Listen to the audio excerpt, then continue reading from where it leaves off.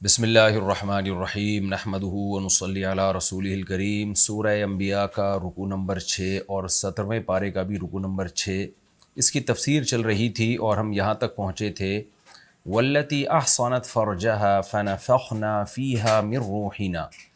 یہاں سے میں آج اس کی تفسیر شروع کروں گا، یعنی آخری رکوع کے آخری 3 آیتیں۔ انبیاء کا تذکرہ چل رہا تھا، اللہ تعالیٰ نے ایوب علیہ السلام کا ذکر کیا کہ ان کو بیماریوں میں انہوں نے مجھے پکارا، میں نے ایوب علیہ السلام کی پکار کو قبول کیا۔ یونس علیہ السلام نے مچھلی کے پیٹ میں مجھے پکارا، میں نے ان کی پکار کو سنا اور ان کی دعا کو قبول کیا۔ پھر زکریا علیہ السلام نے مجھے پکارا، میں نے آپ کو اولاد دی اس بڑھاپے میں، اور اللہ نے فرمایا یہ لوگ نیکیوں میں ایک دوسرے سے آگے بڑھا کرتے تھے اور ہمیں رغبت اور خوف سے پکارتے تھے۔ زکریا علیہ السلام کے بعد اللہ تعالیٰ حضرت مریم کا تذکرہ کر رہے ہیں، والتی احصنت فرجہا، اے نبی اس کا بھی تذکرہ کیجئے جس نے اپنی شرمگاہ کی حفاظت کی۔ فنفخنا فیہا من روحنا، پھر ہم نے اس مریم میں اپنی روح کو پھونکا، من روحنا اپنی روح۔ عیسیٰ علیہ السلام کو روح اللہ کہا جاتا ہے کیونکہ آپ کی پیدائش کا ظاہری سبب نہیں تھا، آپ کو اللہ نے اپنی کن کی طاقت سے پیدا کیا، اللہ نے اپنی کن کی طاقت سے پیدا کیا اور جبریل علیہ السلام کے ذریعے پیدا کیا، تو جبریل علیہ السلام بھی روح اللہ کہلاتے ہیں، تو اس لیے عیسیٰ علیہ السلام کا جو لقب ہے وہ روح اللہ بھی ہے۔ ہم نے اپنی روح سے ان میں پھونکا، وجعلناہا وابنہا، اور ہم نے مریم کو اور اس کے بیٹے کو یعنی عیسیٰ کو بنا دیا آیۃ للعالمین، تمام جہان والوں کے لیے ایک نشانی، یعنی اپنی قدرت کی بہت بڑی نشانی بنا دیا۔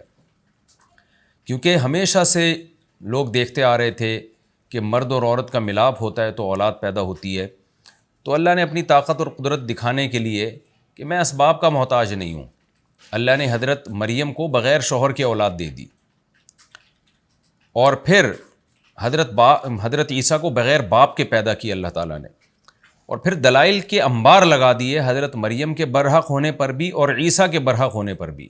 بچپن میں ماں کی گود میں عیسیٰ علیہ السلام سے گواہی دلوائی، پھر حضرت مریم کی زندگی بڑی پاک دامنی میں گزری تھی، خاندان بڑا پاک دامن تھا، تو وہ ویسے ہی عقل سے بعید تھا کہ ایسے پاک دامن خاندان کی پاک دامن لڑکی، عبادت گزار لڑکی جسے بے موسم پھل ملتے ہیں معجزاتی طور پر، وہ کیسے زنا کی طرف جا سکتی ہے؟ یعنی حضرت مریم کی سیرت کو بھی ایسے بنایا، ان کا خاندان کو بھی، اور پھر معجزوں کے انبار لگا دیے جس سے صاف پتہ چل جائے کہ مریم معاذ اللہ زناکار نہیں ہے، اور حضرت عیسیٰ کو اللہ نے اپنی قدرت سے بغیر باپ کے پیدا کیا۔ تو یہ ساری چیزیں بنی اسرائیل نے اپنی آنکھوں سے دیکھیں، اور جس کی قسمت میں ایمان تھا، ہدایت تھی، اس نے حضرت مریم کی پاک دامنی کا اعلان کیا، حضرت عیسیٰ کی نبوت کو مانا اور مان لیا کہ اللہ کچھ کرنے میں سبب کا محتاج نہیں ہے۔ لیکن جو بدبخت تھے، جن کی آنکھوں پہ پٹی بندھی ہوئی ہے، جنہوں نے سائنس اور ٹیکنالوجی کو خدا بنا لیا ہے اور وہ سمجھتے ہیں کہ اسباب کے بغیر دنیا میں کچھ ہو ہی نہیں سکتا، انہوں نے اتنے سارے معجزے دیکھ کر بھی کہا کہ نہیں، بغیر باپ کے اولاد پیدا نہیں ہو سکتی، لہذا عیسیٰ ابن مریم معاذ اللہ نقل کفر، وہ معاذ اللہ زنا کے بدلے میں، زنا کے نتیجے میں پیدا ہوئے ہیں۔ تو اس سے میں اتنا زور اس بات پہ اس لیے لگا رہا ہوں کہ آج بھی ایسے لوگ موجود ہیں جو معجزوں کا انکار کرتے ہیں، اور کمال کی بات یہ ہے کہ مسلم اسکالرز میں ایسے لوگ پیدا ہو گئے ہیں، جب بھی کوئی حدیث آئے گی جس میں کسی کرامت یا معجزے کا تذکرہ ہوگا، انہوں نے تعویلات کرنی ہے، گھمانی پھرانی ہے اس کو اور نہیں ماننا۔ اور اس سے بڑھ کر ایسے لوگ بھی موجود ہیں، ایسے اسکالرز بھی، کہ جب کسی ولی اللہ یا بزرگ کی کرامت کا وہ سنتے ہیں تو بھی مذاق اڑاتے ہیں، حالانکہ وہ کرامت مستند ذریعے سے ہم تک پہنچی ہوتی ہے۔ مجھے یاد ہے میں نے ایک دفعہ کسی سے کہا کہ میں نے شہید کے خون کی خوشبو اپنی ناک سے سونگھی ہے، مذاق اڑانے لگا کہ ارے پھینک رہے ہو آپ لوگ، جھوٹ بولتے ہو۔ میں نے کہا مجھے کیا ضرورت بھائی جھوٹ بولنے کی؟ تو یہ سب مادہ پرست لوگ ہیں جنہوں نے یہ فرض کر لیا ہے کہ خدا اپنی طاقت اور قدرت دکھا ہی نہیں سکتا۔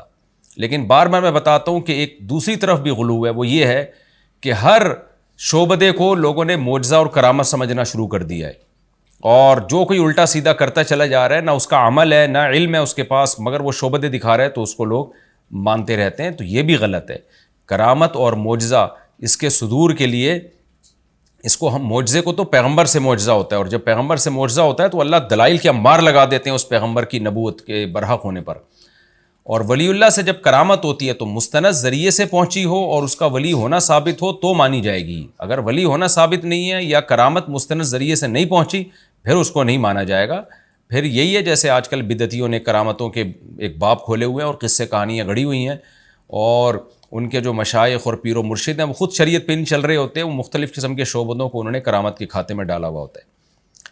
آگے اللہ تعالیٰ ان تمام پیغمبروں کا تذکرہ کرنے کے بعد ایک خلاصے کے طور پر بتاتے ہیں کہ ان ہذہ امتکم امۃ واحدہ، دیکھو یہ ایک امت تھی، تمہاری امت. تمہاری امت کا مطلب یہ تمام پیغمبر جو تھے امتاً واحداً، یہ یعنی حقیقت میں ایک ہی امت تھے، اور یہ سب تمہارے تھے جن کو تمہیں فالو کرنا تھا. ان کا دین سب کا ایک ہی تھا، یعنی بیسک تو سب کی ایک ہی ہے نا. اور وہ کیا ہے؟ انا ربکم فاعبدون وانا ربکم فاعبدون. اللہ کہتے ہیں اور میں تمہارا رب ہوں تو میری عبادت کرو. تو تمام پیغمبر امت واحدہ ہیں، کیونکہ سب کی دعوت میں توحید ہے، سب کی دعوت مشترکہ ہے کہ توحید ایک خدا کی ماننی ہے، اور خدا سب کچھ کر سکتا ہے، تو سب کی ایک ہی دعوت ہے. لیکن قرآن کیا کہتا ہے؟ وَتَقَطَّعُوا أَمْرَهُمْ بَيْنَهُمْ، لوگوں نے اپنے معاملے میں اختلاف پیدا کر دیا. پیغمبر تو سب ایک ہی دعوت لے کر آئے، ایک خدا کی ماننا ہے، وہی مختار کل، وہی مشکل کشا، وہی عالم الغیب، تمام خدائی صفات اس اکیلے اللہ کے لیے. لیکن اللہ فرماتے ہیں وَتَقَطَّعُوا أَمْرَهُمْ بَيْنَهُمْ، لوگوں نے آپس میں اختلاف شروع کر دیا، پیغمبروں کی دعوت سے ہٹنا شروع ہو گئے. کسی نے بتوں کو کی پوجا شروع کر دی، کسی نے عیسیٰ کو اللہ کا بیٹا کہہ دیا. تو جتنی نوعیت کے شرک دنیا میں ہوئے، یہ سب وہ لوگ تھے جو پیغمبروں کی دعوت سے ہٹے ہیں، اور پیغمبروں کی دعوت اور ان کا مشن ایک ہی تھا. آگے اللہ فرماتے ہیں ان سب نے معاملوں میں اختلاف کیا، لیکن کل الینا راجعون، سب نے ہماری طرف ہی لوٹ کر آنا ہے. نتیجہ یہ نکلے گا جو پیغمبروں کی دعوت پہ چلے گا تو ہم اس کو بخشیں گے، جو نہیں چلے گا اس کو جہنم میں ڈال دیں گے. تو یہ ہمارا رکوع کمپلیٹ ہوا. اس میں جو پیغمبروں کی بنیادی دعوت تھی وہ بھی آپ نے دیکھ لی. وہ بنیادی دعوت کیا ہے کہ جب کسی پیغمبر کو کوئی پریشانی آئی تو انہوں نے صرف اللہ کو پکارا، حالانکہ اس پریشانی سے نکلنے کا کوئی ظاہری سبب ان کے پاس موجود نہیں تھا. تو یہ اس رکوع کا جو ہے نا سینٹرل آئیڈیا آپ جسے کہہ سکتے ہیں وہ ہے کہ ہر مصیبت میں صرف اللہ کو پکارا جائے گا. دوسری بات ہمیں اس رکوع کے ضمن میں یہ بھی پتہ چلی، علمی جو بات ہے، جو اس سبق ہے، کہ دیکھیے پیغمبروں پہ بھی آزمائشیں آئی ہیں. آج جب کسی پہ کوئی آزمائش آتی ہے تو وہ یا تو یہ سمجھتا ہے کہ میں کوئی عذاب میں ہوں، میں کوئی گناہ ہوا ہے مجھ سے. جو خوش عیشی میں ہو لوگ سمجھتے ہیں نیک آدمی ہے. ضروری نہیں بھائی، ہو سکتا ہے جو برا ہو اس کو اللہ نے عیش کی زندگی دی ہو تاکہ ڈھیل دیں اللہ اس کو، اور جو نیک ہو اللہ نے اس کو پریشانیوں میں ڈال دیا ہو تاکہ وہ گڑ گڑائے اور اللہ اس کی خطاؤں کو معاف کریں. تو دنیا کی خوشی کو دیکھ کر یہ سمجھنا کہ اللہ اس بندے سے خوش ہے یہ بھی دھوکہ ہے، اور دنیا میں کسی کو غمزدہ دیکھ کے یہ سمجھنا کہ اللہ اس سے ناراض ہے یہ بھی غلط ہے. پیغمبروں پہ بھی آزمائشیں آئی ہیں. تو دوسرا سبق ہمیں یہ ملتا ہے. تیسرا سبق ہمیں یہ ملتا ہے کہ بسا اوقات فوراً آزمائش دور نہیں ہوتی، تو ہم نے مایوس نہیں ہونا ہے. ایوب علیہ السلام کتنے عرصے سے دعائیں مانگ رہے ہوں گے اور کتنی پریشانیوں میں تھے. زکریا علیہ السلام کب سے دعائیں مانگ رہے تھے، کتنے طویل عرصے سے اولاد مانگ رہے تھے، اللہ نے دی کتنے عرصے کے بعد جا کے. تو یہ اللہ کی مرضی ہے کب دعا قبول کرتا ہے. لیکن ایک لفظ یاد کر لینا چاہیے، والعاقبۃ للمتقین. قرآن کہتا ہے انجام، اچھا انجام نیک لوگوں کا ہی ہوگا. حالت کو مت دیکھو، فیوچر تمہارا ہی اچھا ہوگا اگر تم صبر کرتے ہو. تو تیسری بات ہمیں اس رکوع میں یہ پتہ چلی کہ ہمیں اللہ نہ کرے ہم پہ کوئی پریشانی آ جائے تو صبر کرنا ہے، اور پریشانی اللہ اپنی مرضی سے دور کرے گا، ہم نے مانگتے رہنا ہے، انجام اچھا ہوگا انشاءاللہ. اور چوتھی بات ہمیں یہ بھی پتہ چلتی ہے کہ جنات کو سلیمان علیہ السلام کا تابع اللہ نے بنایا تھا. یہ جو عامل لوگ کہتے ہیں نا ہم یوں جنات کو یوں کر لیتے ہیں یوں کر لیتے ہیں، وہ سلیمان علیہ السلام خود تابع نہیں بنا سکتے تھے، اللہ نے بنایا. تو آج کے عاملین جنات کو کیسے کنٹرول میں لے لیتے ہیں. تبھی تو قرآن کہہ رہا ہے وَكُنَّا لَهُمْ حَافِظِينَ، ہم تھے جنات کے محافظ. اور ایک اہم ترین بات ہمیں اس رکوع میں یہ بھی پتہ چلی کہ اولاد کی کثرت کتنی بڑی نعمت ہے. اللہ نے حضرت ایوب علیہ السلام سے اولاد چھینی تو اللہ کہتے ہیں میں نے ڈبل اولاد دے دی. کوئی فیملی پلاننگ کے نظریات کا ڈسا ہوا وہاں ہوتا، وہ کہتا ہے اللہ نے ایوب علیہ السلام کو گویا ٹینشن میں ڈال دیا. تو آج ہم کفر کو فالو کر رہے ہیں، نیچر سے بغاوت کر رہے ہیں. جب نیچر سے انسان ہٹتا ہے تو اس کی ترجیحات ہی تبدیل ہو جاتی ہیں. تو یہی حال ہو گیا ہے کہ نیچر سے جب انسان ہٹتا ہے تو اسے شہد اور دودھ کے بجائے نشے میں مزہ آتا ہے، چرس میں مزہ آتا ہے، شراب جیسی بدبودار چیز میں مزہ آتا ہے. اور نکاح کو چھوڑ کر زنا میں لطف آتا ہے اس کو، تو اور ہومو سیکچولیٹی کی طرف جاتا ہے اس کا دماغ. تو یہ سب چیزیں فطرت سے بغاوت کا نتیجہ ہیں. تو اسلام دین فطرت ہے. ہمیشہ قرآن نے اولاد کی کثرت کو ایک نعمت کے طور پہ بیان کیا ہے. تو ہمیں ان فیملی پلاننگ کے نظریات سے متاثر ہو کر اپنے خاندانوں کو، اپنی خوشیوں کو تباہ کرنے کی بالکل ضرورت نہیں ہے. یہ چند اسباق تھے اس رکوع میں جو میں نے آپ کو بتایا. اچھا، ایک بہت اہم ترین کہ سلیمان علیہ السلام اور داؤد علیہ السلام نے فیصلہ کیا، دونوں کا فیصلہ ٹھیک تھا، لیکن اللہ نے سلیمان علیہ السلام کے فیصلے کی زیادہ تعریف کی. وجہ کیا تھی؟ اس میں صلح کا راستہ تھا. تو یہ بھی ہمیں ایک نقطے کی بات پتہ چلتی ہے کہ خاندانی جھگڑے یا اور دوسرے کیسز جو ہمارے پاس آتے ہیں، تو سوائے صرف صحیح فیصلہ سنا دینا یہ کوئی کمال نہیں ہوتا. آج کل تو ویسے یہ بھی کمال ہے کیونکہ لوگ صحیح فیصلہ بھی نہیں سناتے، جھوٹ بولتے ہیں، اپنے مفاد کو دیکھ کے غلط فیصلے کرتے ہیں. لیکن اصل چیز یہ ہے کہ آپ صلح کا راستہ اختیار کریں، ایسا راستہ جس میں دونوں کے لیے سہولت ہو، دونوں کا اس میں فائدہ ہو. تو یہ چند اسباق تھے اس رکوع میں ہمیں ملتے ہیں. اب میں اگلا رکوع شروع کرتا ہوں اور وہ ہوگا سورہ انبیاء کا آخری رکوع. اب ہم چلتے ہیں جی سورہ انبیاء کے آخری رکوع کی طرف، یعنی رکوع نمبر 6 اور 17ویں پارے کا بھی سورہ انبیاء کا رکوع نمبر 7 اور 17ویں پارے کا بھی رکوع نمبر 7. یہ سورہ انبیاء کا آخری رکوع ہے. حسب معمول مختصر لفظی ترجمہ، گرامر، پھر انشاءاللہ اس کی تفسیر. بسم اللہ الرحمن الرحیم. فمن یعمل من الصالحات، پس جو شخص بھی نیک اعمال کرے گا، وہو مؤمن، بشرطے کہ وہ مومن بھی ہو، فلا کفران لسعیہ، تو کوئی کفران نہیں ہے اس کی کوشش کے لیے. کفران کہتے ہیں ناقدری، کفر ناقدری کو، ناشکری کو کہتے ہیں. یعنی اللہ کہتے ہیں اس کی کوشش کی ناقدری نہیں ہوگی، یعنی اس کی کوشش رائے گاں نہیں جائے گی. وَإِنَّا لَهُ كَاتِبُونَ، اور ہم اس کے لیے لکھ رہے ہیں، یعنی اس کے عمل کو ہم نوٹ کر رہے ہیں، لکھ رہے ہیں باقاعدہ. وَحَرَامٌ عَلَىٰ قَرْيَةٍ، اور حرام ہے کسی بھی بستی پر، اہلکناہا، وہ بستی جس کو ہم نے ہلاک کر دیا، انہم لا یرجعون، یعنی یہ بات ہے کہ وہ لوٹ کے نہیں واپس آئے گی. یہاں لفظی ترجمہ تو اس کا یہی ہے جو میں نے کیا کہ ہر کسی بھی بستی جس کو ہم نے ہلاک کر دیا ہو، اس پر یہ بات حرام ہے کہ وہ نہیں لوٹے گی. تو اصل میں تو یہ بات حرام ہے کہ وہ لوٹے گی، یعنی جب لوٹنا حرام ہوگا اس کا مطلب وہ نہیں لوٹے گی. تو اس لیے یہاں لا جو ہے نا، یہ جو لا یہ زائدہ ہے، یہ صرف تاکید کے لیے. تو اس کا ترجمہ اصل میں یوں ہوگا کہ کسی بھی بستی جس کو ہم نے ہلاک کر دیا ہو، اس پر یہ بات حرام ہے کہ وہ لوٹے، اس پر یہ بات حرام ہے کہ وہ لوٹے. لیکن لا یرجعون، جو لا یہاں پر لائے گئے وہ یہ بتانے کے لیے کہ بستی پر یہ بات حرام ہے، اور حرام ہونے کا نتیجہ یہ نکل رہا ہے کہ وہ لوٹے گی نہیں. یعنی حرام ہی یہ بات ہے کہ وہ نہیں لوٹے، یعنی حرام ہی ہے یہ بات کہ وہ لوٹے. یعنی ایک دفعہ جب اللہ نے کسی بستی کو ہلاک کر دیا تو ہمیشہ کے لیے ہلاک ہو گئی، اب وہ دوبارہ ایسا نہیں ہو سکتا کہ دنیا میں زندہ ہو جائے وہ. یہ مطلب ہے اس آیت کا. تو یہاں کہتے ہیں لا صرف تاکید کے لیے ہے، اصل میں یہ زائدہ ہے، اس کا ترجمہ نہیں ہوگا. ایسا قرآن میں اور عربی زبان میں بہت ہوتا ہے، بعض جگہ لا کو صرف تاکید کے لیے لایا جاتا ہے. حتیٰ اذا فتحت یاجوج و ماجوج، یہاں تک کہ جب یاجوج اور ماجوج کو کھول دیا جائے گا. وہم من کل حدب، اور وہ ہر ٹیلے سے، ٹیلا جو ریت کے ٹیلے، یہ مٹی کے نہیں، چھوٹے چھوٹے ٹیلے ہوتے ہیں، یعنی ہر بلندی سے ینسلون، نکلنے کی کوشش کریں گے. نسل ینسلو کا معنی پھیلنا، نسل کو بھی نسل اس لیے کہتے ہیں کہ وہ پھیلتی ہے. تفسیر میں اس کی ڈیٹیل آئے گی انشاءاللہ. وَاقْتَرَبَ الْوَعْدُ الْحَقُّ، قریب آ گیا وہ وعدہ جو سچا تھا. فَإِذَا هِيَ شَاخِصَةٌ، پس اچانک، ہیا ضمیر شان ہے، اس کا مطلب ہوتا ہے بات یہ ہے کہ اچانک بات یہ ہے، یعنی ہوگا یہ کہ شَاخِصَةٌ أَبْصَارُ الَّذِينَ كَفَرُوا، کھلی کی کھلی رہ جائیں گی ان لوگوں کی آنکھیں جو کافر ہیں. تو یہ محاورہ ہے، یعنی ہم اردو میں اس کو کہتے ہیں آنکھیں پھٹی کی پھٹی رہ جائیں گی، تو دہشت زدہ رہ جائیں گی ان لوگوں کی آنکھیں جو کافر ہیں. یا ویلانا، ہائے ہماری کم بختی، قد کننا فی غفلت من ھذا، تحقیق تھے ہم غفلت میں اس سے، یعنی ہم تو اس دن سے غفلت میں پڑے ہوئے تھے.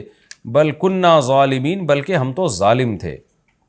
انکم وما تعبدون من دون اللہ، بے شک تم اور وہ معبود جن کی تم اللہ کے سوا عبادت کرتے ہو، حصب جہنم، جہنم کا ایندھن ہے. حصب ایندھن کو کہتے ہیں جس سے جلایا جاتا ہے. انتم لہا، بے شک تم اس جہنم میں، واردون، اترو گے. ورد یرد ورودن، کنویں کے پاس آنا، پانی پینے کے لیے آنا، لیکن واردون کا مطلب پھر مطلق آنا، یعنی صرف آنا یا اترنے کے معنی میں بھی استعمال ہوتا ہے۔ انتم لہا واردون، تم اس جہنم پہ آؤ گے۔ لو کان ہؤلاء، اگر ہوتے یہ معبود، آلہۃً، معبود ہوتے، یعنی اگر یہ واقعی معبود ہوتے، ما وردوہا، تو یہ جہنم میں نہ آتے۔ وہم فیہا وکل فیہا خالدون، اور یہ سب کے سب اس میں ہمیشہ رہیں گے۔ لہم فیہا زفیر، وہاں ان کے لیے ایک زوردار چیخ و پکار ہوگی۔ زفیر کا ترجمہ پہلے بھی بتا چکا ہوں، گدھا جب چیختا ہے تو اول جو اس کی آواز آتی ہے وہ زفیر کہلاتی ہے، اور پھر جو دوبارہ آواز کھینچتا ہے وہ شہیق کہلاتی ہے۔ تو یہ جو اتار چڑھاؤ ہے نا آواز کا گدھے کے چیخنے سے، زفیر اور شہیق، تو مطلق چیخ و پکار کے معنی میں بھی استعمال ہوتا ہے۔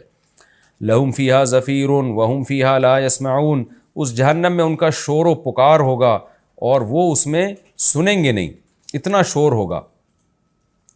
ان الذین سبقت لہم من الحسنی، بے شک وہ لوگ کہ جن کے لیے ہماری طرف سے حسنہ یعنی الکلمۃ الحسنی، اچھی بات سبقت کر چکی ہے، یعنی وہ لوگ جن کے لیے ہماری طرف سے اچھی بات پہلے ہی لکھی جا چکی ہے۔ اولئک عنہا مبعدون، وہ لوگ اس جہنم سے دور کر دیے جائیں گے، یعنی اچھی بات کا مطلب جن کے لیے ہم نے جنت لکھ دی ہے، جو نیک اعمال کریں گے اور ہم نے پہلے سے ان کے لیے لکھ دیا ہے کہ یہ نیک لوگ ہوں گے اور ان کو جنت میں لے کے جانا ہے، اس کو کلمہ حسنہ کہا گیا ہے، اچھی بات کہا گیا ہے۔ تو جن کے لیے ہم نے پہلے ہی سے اچھی بات کا فیصلہ کر لیا ہے، اولئک عنہا مبعدون، یہ لوگ جہنم سے دور کر دیے جائیں گے۔ لا یسمعون حسیسہا، یہ جنت کی آہٹ بھی نہ سنیں گے، حسیس کا مطلب اس کی ذرا سی بھی آواز نہ سنیں گے۔ وہم فی ما، اور ہوں گے یہ اس چیز میں، اشتہت انفسہم، جس کو ان کا دل چاہے گا، اشتہا کرے گا، خالدون، ہمیشہ رہیں گے، یعنی ان نعمتوں میں ہوں گے جن نعمتوں کا ان کا دل چاہے گا، اور ان نعمتوں میں یہ ہمیشہ رہیں گے۔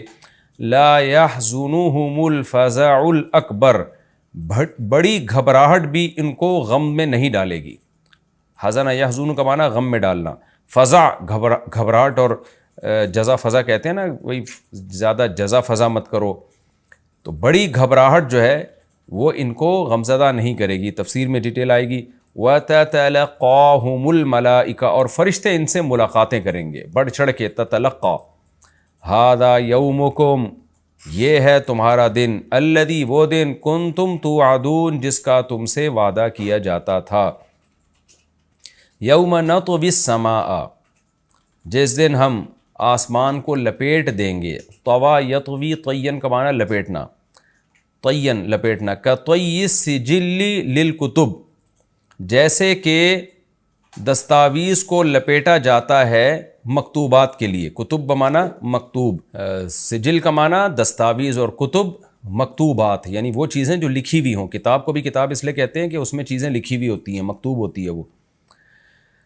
تو کتب کتاب کی جمع ہے، یعنی لکھی ہوئی چیزوں کے لیے جیسے دستاویز کو لپیٹا جاتا ہے۔ کوئی بھی کاغذ ہوتا ہے نا، اس پہ جب آپ لکھتے ہیں تو لکھ کے اس کاغذ کو لپیٹ دیتے ہیں کہیں پہنچانے کے لیے، تو ہم اس طرح سے آسمانوں کو لپیٹ دیں گے۔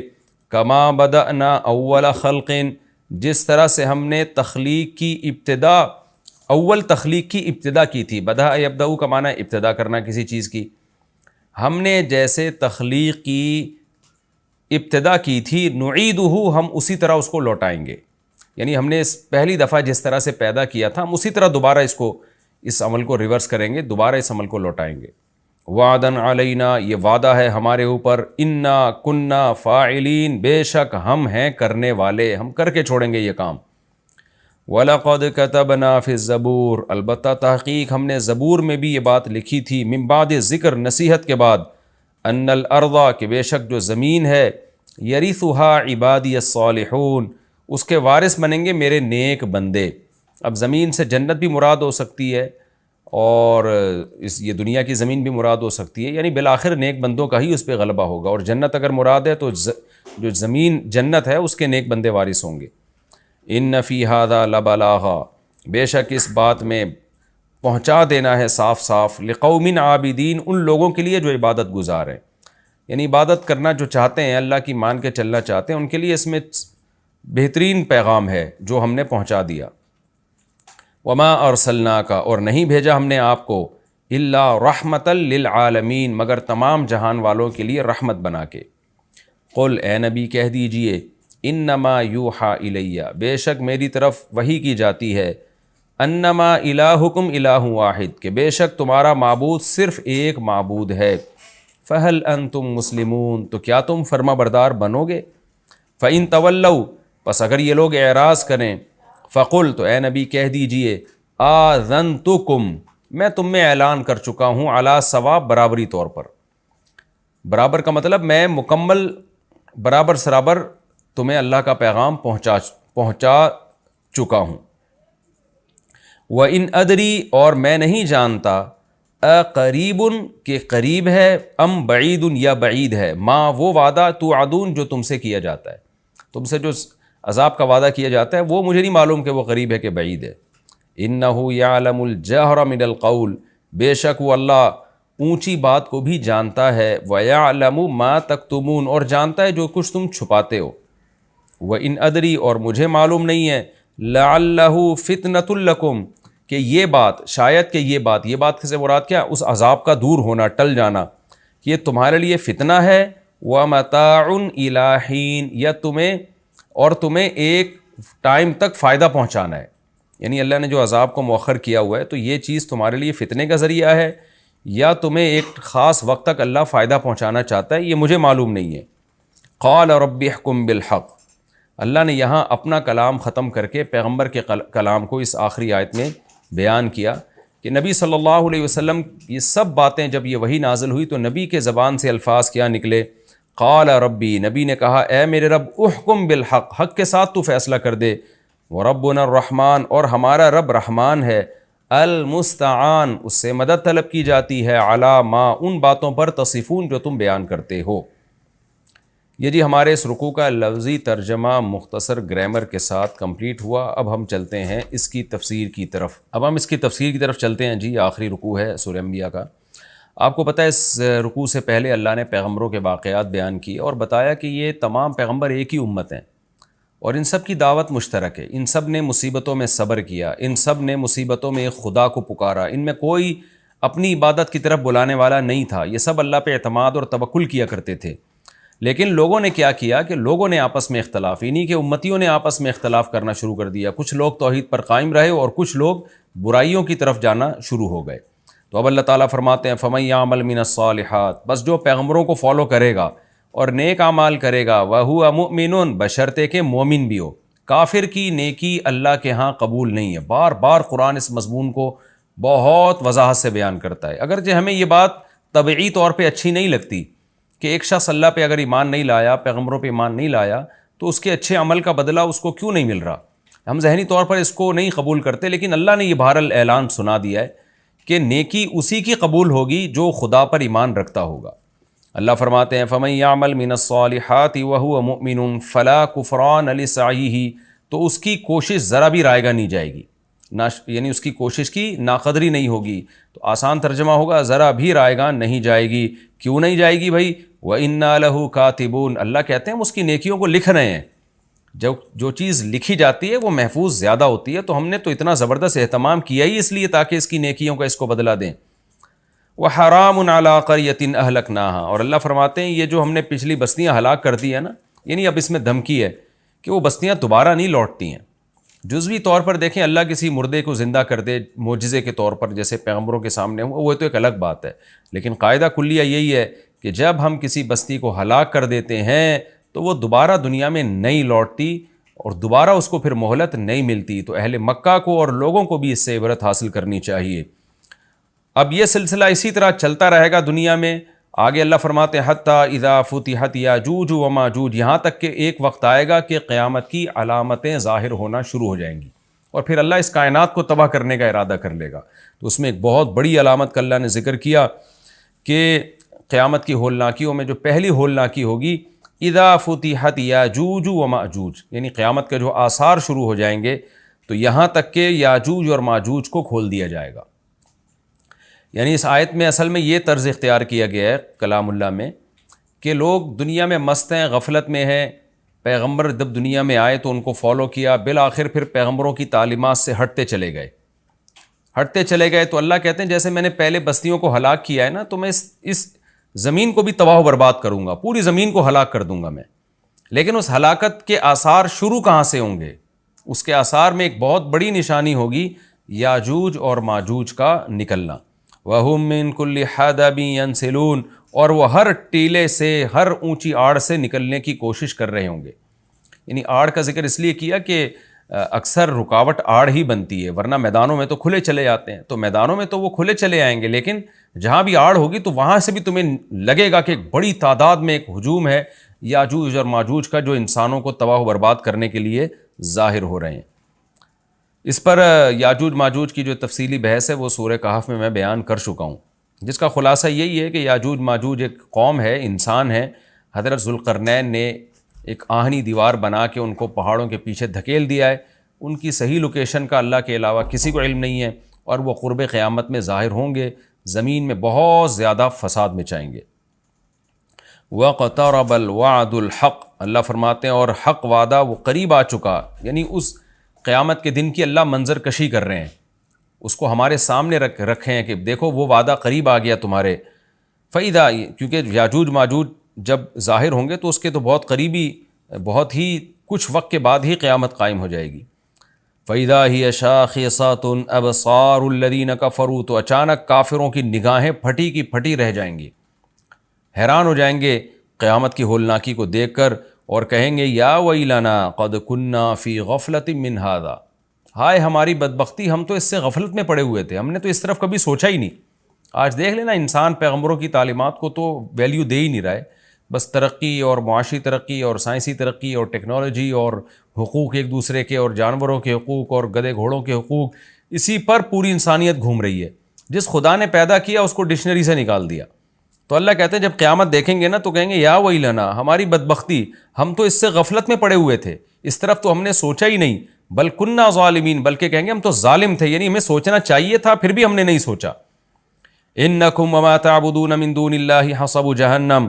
اب چونکہ مشرکین تو مشرک تھے، ان کے ذہن میں سب سے پہلے یہ خیال آتا تھا کہ ٹھیک ہے اگر قیامت قائم ہو گئی تو ہمارے بھگوان اور ہمارے بت ہمیں بچا لیں گے. ان کو اللہ نے الگ سے دھمکی دی ہے، انکم وما تعبدون من دون اللہ حصب جہنم، فرمایا تم اور جو تمہارے معبود ہیں نا، جن کی تم عبادت کرتے ہو اللہ کو چھوڑ کر، یہ سارے جہنم کا ایندھن بنیں گے. احادیث میں یہ مضمون ہے کہ یہ جو پتھر کے بنے ہوئے بت ہیں نا، اگرچہ ان میں حس نہیں ہوتی لیکن اللہ ان کو بھی مشرکین کے ساتھ آگ میں ڈال دے گا، مشرکین کا غم بڑھانے کے لیے، کہ جن معبودوں کو تم سمجھتے تھے کہ سفارش کریں گے، آج یہ بھی تمہارے ساتھ جل رہے ہیں اس آگ میں. اللہ فرماتے ہیں انتم لہا واردون، تم سب اس میں جاؤ گے، یعنی ان بتوں کی عبادت کرنے والے بھی اور جو بت ہیں وہ بھی. لو کان ہؤلاء آلہۃ، اللہ فرما رہے بتاؤ یہ اگر معبود ہوتے تو ما وردوہا، یہ خود جہنم میں کہاں جاتے. وکل فیہا خالدون، اور یہ سب کے سب عبادت کرنے والے اور معبود یہ سب ہمیشہ ہوں گے اس میں. لہم فیہا زفیر، اور ان کے لیے اس جہنم میں شور و چیخ و پکار ہوگی. وہم فیہا لا یسمعون، اتنا شور ہوگا کہ یہ ایک دوسرے کی آواز نہیں سن پائیں گے. دیکھیں قرآن مختلف موقع کے مختلف درجات کو بیان کرتا ہے، حالات کو. قرآن ہی سے پتہ چلتا ہے کہ جہنمی ایک دوسرے سے بات بھی کریں گے، اور ظاہر ہے جب بات کریں گے تو سنیں گے بھی. تو اس سے یہی مراد ہے کہ جہنم میں جب ان کو عذاب ہو رہا ہوگا تو وہ عذاب میں تو چیخ و پکار میں کسی کی بات سنائی نہیں دے گی، لیکن ایک نوعیت کا عذاب پھر یہ بھی ہوگا کہ ایک دوسرے کی بات اللہ ایک دوسرے کو سنوائے گا تاکہ ایک دوسرے کو رسوا کریں، ایک دوسرے کو تانے دیں. تو یہ مختلف موقعوں کے مختلف عذاب ہے جن کا قرآن تذکرہ کرتا ہے. اللہ ہم سب کو اس آگ سے محفوظ رکھے. اور یہ جو اللہ نے کہا کہ ان سب وہاں چیخیں گے پکاریں گے، تو علماء نے لکھا ہے اس سے وہ ان کے پتھر کے بنے ہوئے بت مراد نہیں ہے، کیونکہ ظاہر ہے وہ تو بے جان ہے، وہ کیا پکاریں گے. وہ معبود جو زندہ ہوں گے، جن میں شعور ہوگا، کیونکہ دنیا میں ایسے بھی لوگ ہیں جنہوں نے اپنی عبادت خود کروائی ہے لوگوں سے، جیسے فرعون نے کہا تھا انا ربکم الاعلی. تو چیخ و پکار ان معبودوں کی ہوگی جنہوں نے لوگوں کو اپنی عبادت پہ مجبور کیا یا اپنی عبادت کی ترغیب دی. ان الذین سبقت لہم من الحسنی. اب سوال پیدا ہوتا ہے اچھا جی عیسیٰ ابن مریم کی بھی تو عبادت ہوتی ہے، تو اللہ نے تو کہہ دیا کہ تم اور تمہارے جتنے جھوٹے معبود ہیں، جھوٹے خدا ہیں، سب کو جہنم میں ڈالوں گا. لیکن بہت سے بزرگان دین ہیں وہ ساری زندگی توحید کی دعوت دیتے رہے، لیکن مرنے کے بعد ان کی قبروں کو لوگوں نے عبادت گاہ بنا لیا، تو وہ بھی تو جھوٹے معبود تھے. تو عیسیٰ ابن مریم کی بھی عبادت ہوئی تو وہ بھی تو اللہ تو کہہ رہا ہے کہ سارے کے سارے جھوٹے معبود جہنم کا ایندھن بنیں گے. تو آگے اللہ نے فرمایا نا ان الذین سبقت لہم من الحسنی، ہاں وہ لوگ جن کے لیے ہماری طرف سے پہلے ہی ایک اچھا کلمہ لکھا جا چکا ہے، یعنی وہ پہلے ہی سے اچھے لوگ ہیں، ان کے لیے پہلے ہی جنت لکھی جا چکی ہے. اولئک عنہا مبعدون، یہ نیک لوگ اس سے دور ہوں گے، کیونکہ انہوں نے خود لوگوں کو اپنی عبادت پہ نہیں لگایا، لوگوں نے ان کے ساتھ زیادتی کی اور ان کو معبود بنا لیا. تو جو وہ لوگ جن کے بارے میں اچھی بات پہلے سبقت کر چکی ہے، اللہ فرماتے ہیں ان کو میں جہنم میں نہیں ڈالوں گا.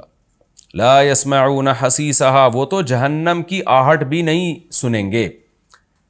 علماء نے لکھا ہے اس سے مراد ہے جنت میں جانے کے بعد، کیونکہ حساب و کتاب میں جہنم کے پل سے ہر ایک کو گزارا جائے گا، اس میں تمام پیغمبر، تمام شہداء، کیونکہ وہ تو سورہ مریم میں اللہ نے بتا دیا وَإِن مِّنكُمْ إِلَّا وَارِدُهَا، تم میں سے ہر شخص جہنم کے پل پہ سے گزرے گا، جس کو پل صراط کہا جاتا ہے. لیکن اللہ تعالیٰ جنت میں داخل کرنے کے بعد ان کو جہنم سے دور کر دیں گے اور جہنم کی آہٹ بھی ان کو سنائی نہیں دے گی. وَهُمْ فِي مَا اشْتَهَتْ أَنفُسُهُمْ خَالِدُونَ، اللہ فرماتے ہیں جو چاہے گا ان کا دل ان نعمتوں میں یہ ہمیشہ ہمیشہ رہیں گے. لا يحزنهم الفزع الأكبر، اور بڑی گھبراہٹ بھی ان کو غم میں نہیں ڈالے گی. بڑی گھبراہٹ وہ ہوگی جو نفحہ اولا، یعنی جب سور پھونکا جائے گا نا، لوگ قبروں سے نکلیں گے، اس وقت بہت زیادہ خوف کا غلبہ ہوگا لوگوں پہ، اور سب اس خوف میں مبتلا ہوں گے، حساب و کتاب کا جو خوف ہوگا. تو اللہ فرماتے ہیں یہ بڑی گھبراہٹ اور بڑی جو ایک نفخہ اولا ہے یہ بھی ان کو غمزدہ نہیں کرے گی. لیکن علماء نے لکھے اس سے بھی یہ مراد ہے کہ مستقل طور پہ غمزدہ کرنا. وقتی خوف تو ہر ایک کو ہوگا، قرآن سے یہ بات ثابت ہے، لیکن اللہ نیک لوگوں سے اس خوف کو جلدی دور کر لیں گے. اور جو میدان حشر کا جو خوف ہے، جو حقیقی خوف ہے، جو لمبا خوف ہوگا، وہ صرف نافرمانوں کو ہوگا. لیکن قرآن و سنت سے یہ بات ثابت ہے کہ ابتدائی مرحلے میں سارے خوف زدہ ہوں گے. وَتَتَلَقَّاهُمُ الْمَلَائِكَةُ، اور فرشتے ان سے ملاقاتیں کریں گے. ملاقاتوں کا مطلب مرحبا کہیں گے ان کو.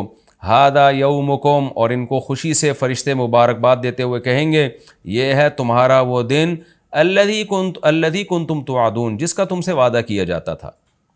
یوم نطوی السماء کطی السجل للکتب، اللہ فرماتے ہیں ہم آسمان کو، کیونکہ جب پہلا سور پھونکا جائے گا تو ہم آسمان کو ایسے لپیٹ دیں گے جیسے دستاویز کو لکھی ہوئی تحریر کے لیے لپیٹ دیا جاتا ہے. کما بدأنا اول خلق نعید، جس طرح ہم نے اول خلق کی ابتدا کی تھی اب اسی طرح لوٹا دیں گے. یعنی انسان حیران ہو رہا ہے نا کہ یہ اللہ تعالیٰ اتنی بڑی بڑی باتیں کر رہا ہے، میں آسمانوں کو لپیٹ دوں گا، میں یوں کر دوں گا، میں کائنات تباہ کر دوں گا، تو یہ کیسے کرے گا؟ اللہ نے فرمایا جیسے پہلی دفعہ کیا تو دوبارہ بھی کر دوں گا میں، میرے لیے کیا مشکل ہے یہ کام. وعدًا علینا، اور یہ ہم پر وعدہ ہے. یہ کیسے چیلنج کر رہا ہے اللہ تعالیٰ، دیکھیں. یعنی انسان کہہ رہا ہے نہیں کچھ ہوگا، یہ سب ایسی باتیں ہو رہی ہیں، اور اللہ کہہ رہا ہے وعدًا علینا، میں کر کے دکھاؤں گا یہ. انا کننا فاعلین، پھر اللہ نے تاکید کی ہم یہ کام کر کے چھوڑیں گے. لہذا اللہ کو چیلنجز مت دو، اپنے عمل کو ٹھیک کرنے کی کوشش کرو. اور اللہ اب مشرکین کو بھی دھمکی دے رہے ہیں کہ صرف دنیا میں نہیں، صرف آخرت میں نہیں، دنیا میں بھی نیک لوگوں کو میں غلبہ دوں گا. وَلَقَدْ كَتَبْنَا فِي الزَّبُورِ، ہم نے زبور میں یہ بات لکھ دی تھی من بعد الذکر، نصیحت کے بعد، کہ ان الارض یرثها عبادی الصالحون، یعنی اللہ نے پہلے نصیحتیں دیں، احکام بتائے اور بتا دیا کہ میرے نیک بندے ہی زمین کے وارث ہوں گے. زبور کا تذکرہ شاید اس لیے کیا کہ داؤد علیہ السلام کو اللہ نے زبور دی، اسی میں اللہ نے بتا دیا، اور اللہ نے زبور میں یہ وعدہ جو کیا تھا پورا کر کے بھی دکھایا. داؤد اور سلیمان علیہ السلام کی خلافت اللہ نے پوری دنیا پہ قائم کر دی. تو اللہ فرماتے یہ بات ہم نے زبور میں لکھ دی تھی. اور یہ حدیث سے بھی مضمون ثابت ہے کہ جیسے مسلمانوں کا نشأۃ اولا ہوا، اللہ نے اسلامی خلافت کو دنیا میں قائم کیا، تو حضرت عیسیٰ ابن مریم کے دور میں اللہ دوبارہ کفر پہ اسلام کو غلبہ عطا فرمائے گا، اور یہ زمین کے وارث پھر اہل اسلام ہی بنیں گے. اور اگر ہم زمین سے مراد جنت کی زمین مراد لیتے ہیں پھر تو بالکل واضح بات ہے. آگے اللہ فرماتے ہیں ان فی ھذا لبلاغا لقوم عابدین، ہم نے جو مضمون بیان کیا اس میں جو لوگ اللہ کی عبادت اور غلامی کرتے ہیں ان کے لیے پیغام کا صاف صاف پہنچا دینا ہے. ان کو بات سمجھ میں آ گئی ہوگی. جو اللہ کو نہیں مانتے، اللہ کی عبادت پہ آنا ہی نہیں چاہتے، ان کو سمجھ میں بات نہیں آ سکتی. وما ارسلناک الا رحمۃ للعالمین، اور اے نبی ہم نے آپ کو تمام جہان والوں کے لیے رحمت بنا کے بھیجا ہے. کافر یہ سمجھتے ہیں کہ جب سے آئے ہیں ہمارے لیے ٹینشن بن گئے ہیں، ہم باپ دادا کے دین کو فالو کر رہے تھے، نہ کوئی جہنم کی بات تھی نہ کوئی اور باتیں تھیں، تو وہ اشکال کرتے. اللہ نے فرمایا کہ ہم نے رحمت بنا کے بھیجا ہے تاکہ لوگ آپ پر ایمان لائیں، جنت میں جائیں، اپنی زندگی کو بھی سدھاریں، آخرت کو بھی سدھاریں. اور ایک دوسرے کے حقوق ادا کریں, زمین میں امن پیدا ہو, تو آپ رحمت کا ذریعہ ہیں. یہ نہیں مان کے آپ کو زحمت سمجھ رہے ہیں, تو یہ آپ کا قصور نہیں ہے, ان کا قصور ہے. تو اللہ نے انسانوں کو بھی بتا دیا کہ پیغمبر صلی اللہ علیہ وسلم تمہارے لیے رحمت ہے, ان کو زحمت مت سمجھو. اب چونکہ اس صورت کا مضمون ہی توحید ہے, اس لیے خلاصے کے طور پر اللہ اس مضمون کو دہراتے ہیں. قل انما یوحا الیہ, اے نبی اب آپ خلاصے کے طور پر ان کو یہ بات بتا دیجئے, چونکہ میری جو اصل دعوت ہے وہ کیا ہے, میری طرف وہی کی جاتی ہے, انما الہکم الہ واحد, کہ تمہارا معبود صرف ایک معبود ہے, اسی کی عبادت کرنی ہے. فہل انتم مسلمون, تو کیا تم فرما بردار بنو گے اب بھی اتنا کچھ سننے کے بعد بھی. فإن تولوا, اے نبی اگر یہ اب بھی آپ کی باتوں سے اعراض کریں, پیٹھ پھیریں, فقل آذنتکم علی سوا, تو کہہ دیجئے میں نے برابر طور پہ تمہیں بتا دیا. یہ برابر کا لفظ کا مطلب ہوتا ہے صاف طور پہ, یہ محاورہ ہے, یعنی اردو میں بھی ہم کہتے ہیں اس طرح کی بات. تو اے نبی آپ کہہ دیجئے میں نے تمہیں صاف طور پر کھلے لفظوں میں اللہ کا پیغام سنا دیا ہے. وَإِنْ أَدْرِي, اب مجھے نہیں پتا, أَقَرِيبٌ أَمْ بَعِيدٌ مَا تُوعَدُونَ, کہ جس عذاب کا اللہ نے تم سے وعدہ کیا ہے وہ قریب ہے یا دور. کیونکہ بار بار نا وہ ایک ہی بات پہ اٹکتے تھے کہ پھر جلدی عذاب کیوں نہیں آتا, جلدی عذاب کیوں نہیں آتا, ڈیٹ بتائیں عذاب کی. تو اے نبی کہہ دیجئے میں نے پیغام پہنچا دیا, اب مجھے نہیں پتا عذاب جلدی آئے گا کہ دیر سے آئے گا. وَإِنْ أَدْرِي لَعَلَّهُ إِنَّهُ يَعْلَمُ الْجَهْرَ مِنَ الْقَوْلِ, اللہ جانتا ہے جہر والی بات بھی, وَيَعْلَمُ مَا تَكْتُمُونَ, اور جو تم چھپاتے ہو وہ بھی اللہ جانتا ہے. کیا مطلب, اللہ کا علم کامل ہے, تو جس کا علم کامل ہے اس کو پتہ ہے کہ قیامت کب آئے گی. میرا علم کامل نہیں ہے تو مجھ سے کیوں پوچھتے ہو, اور اللہ مجھے نہیں بتاتا کہ کب آئے گی. جتنا اللہ نے بتایا وہ میں نے تم تک پہنچا دیا. وَإِنْ أَدْرِي لَعَلَّهُ فِتْنَةٌ لَكُمْ وَمَتَاعٌ إِلَىٰ حِينٍ, اور پھر آپ صلی اللہ علیہ وسلم نے یہ بتایا کہ مجھے تو یہ بھی علم نہیں ہے کہ اللہ عذاب ٹال کیوں رہا ہے. اس لیے ٹال رہا ہے کہ تمہیں آزمائش میں ڈالنا چاہتا ہے وہ, یا اس لیے ٹال رہا ہے کہ اللہ تمہیں کچھ دن نعمتیں مزید دینا چاہتا ہے. یعنی آزمائش تو یہ ہے کہ عذاب ٹلے گا تو تمہاری آزمائش ہوگی, تمہیں غور و فکر کا موقع ملے گا, کچھ لوگ ایمان لائیں گے, کچھ نہیں لے کر آئیں گے. عذاب فوراً آ گیا تو سارے ہی جہنم میں چلے جاؤ گے. تو یہ تم پر رحمت بھی ہو سکتی ہے اللہ کی طرف سے کہ مہلت دے رہا ہے, بہت سے ایمان لے آئیں گے, اور یہ بھی ہو سکتا ہے کہ اللہ تمہیں آخرت میں پکڑے گا اور دنیا میں کچھ نعمتیں دینا چاہ رہا ہے. یعنی فتنۃ لکم کا مطلب یہ ہوا کہ ہو سکتا ہے آزمائش ہو, کچھ کامیاب ہو جائیں کچھ ناکام ہو جائیں. اور متاع الی حین کا مطلب یہ ہو سکتا ہے کہ اللہ تمہیں فائدہ پہنچانا چاہ رہا ہے کیونکہ آخرت میں تمہارے لیے عذاب ہے. تو ان دونوں میں کون سا پہلو اللہ کے سامنے ہے, نبی فرما رہے ہیں کہ مجھے معلوم نہیں ہے. تو جسے یہ معلوم نہیں کہ عذاب ٹالنے کی ریزن کیا ہے, وہ عذاب کا ٹائم کیسے بتا سکتا ہے. پھر آگے اللہ تعالیٰ آخر میں اپنے نبی صلی اللہ علیہ وسلم کے کلام کو نقل کرتے ہیں کہ آپ نے پوری صورت ان مشرکین کو سنائی, پورا توحید کے مضمون سنایا. تو آپ صلی اللہ علیہ وسلم اللہ سے دعا مانگتے تھے کہ اللہ دلائل کی دنیا میں حجت تمام ہو گئی ہے, تو عملی دنیا میں حجت تمام کر دے, تو اسلام کو غلبہ دے دے, ان کو بتا دے کہ یہ لوگ حق پر نہیں ہیں. تو اللہ نے نبی کے اس کلام کو ذکر کیا, قال رب احکم بالحق, نبی کہتے ہیں کہ اے اللہ تو حق کے ساتھ فیصلہ کر دے, یعنی پریکٹیکلی عملاً فیصلہ کر دے.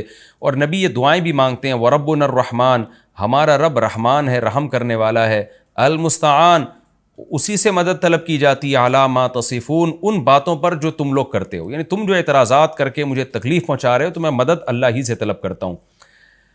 تو یہ تسلی کے دو جملے ہیں جو اللہ کی طرف سے, کہ باقی اللہ نے عملی فیصلہ کیا, پھر بدر میں کیا, احد میں کیا, اور پھر خندق میں کیا, فتح مکہ میں کیا, لیکن نبی صلی اللہ علیہ وسلم شروع سے ہی یہ دعائیں مانگتے آ رہے تھے.